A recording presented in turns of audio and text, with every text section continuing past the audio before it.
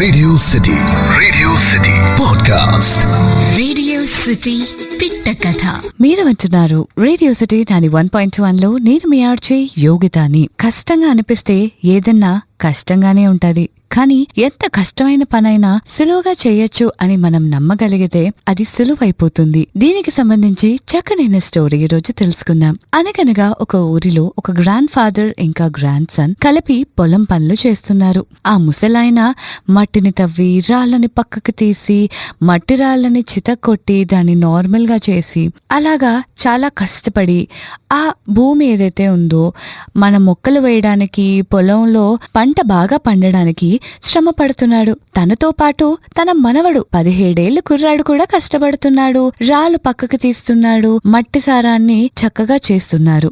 So ఈ టైంలోని తను అబ్జర్వ్ చేసింది ఏంటంటే, నాకంటే మా తాత ఓల్డ్ అయినా మా తాత ఎక్కువ పని చేశాడు, నేను తక్కువే చేయగలుగుతున్నాను, అదేలాగా అని ఆలోచించాడు. ఆలోచించి చాలాసేపు అబ్జర్వ్ చేసి ఏదన్నా టెక్నిక్ వాడుతున్నాడా అని ఎన్ని అబ్జర్వ్ చేసినా ఇద్దరూ చేసేది ఒకటే, కానీ ఇద్దరిలోని ముసలాయనే ఎక్కువ చేస్తున్నాడు. దీన్ని బట్టి ఆ అబ్బాయి ఇంకా ఆలోచించి ఏం చేయాలో తెలియక వాళ్ళ తాతగారిని అడిగేశాడు. తాత, నీకు 70 ఏళ్ళు, కానీ నీకంటే వయసులో ఉన్నవాడిని నేను, ఓపిక ఎక్కువ ఉన్నది, అయినా సరే నువ్వే చాలా చక్కగా పనిచేశావు, ఇదెలా సాధ్యం అని అడగగానే తాత ఒకటే చెప్పాడు. అదంతా మన మైండ్ లో ఉన్నది నాన్న. కష్టంగా ఉన్నది అని అనిపిస్తే అది ఈ నొప్పి ఆ నొప్పి అనుకుంటూ చేస్తూ ఉంటే కష్టంగానే అనిపిస్తది, కానీ ఇది చాలా సులువైన పని, ఇది అయిపోతే నెక్స్ట్ ఇది చేయొచ్చు అని పాజిటివ్ గా ఆలోచించి మనం ముందుకు సాగామనుకో ఏదన్నా కేక్ వాక్ అయిపోతుంది అని చెప్పి. అంతే కదా, జీవితంలో చాలా డెసిషన్స్ అమ్మో ఇది కష్టమేమో అని తీసుకోవడం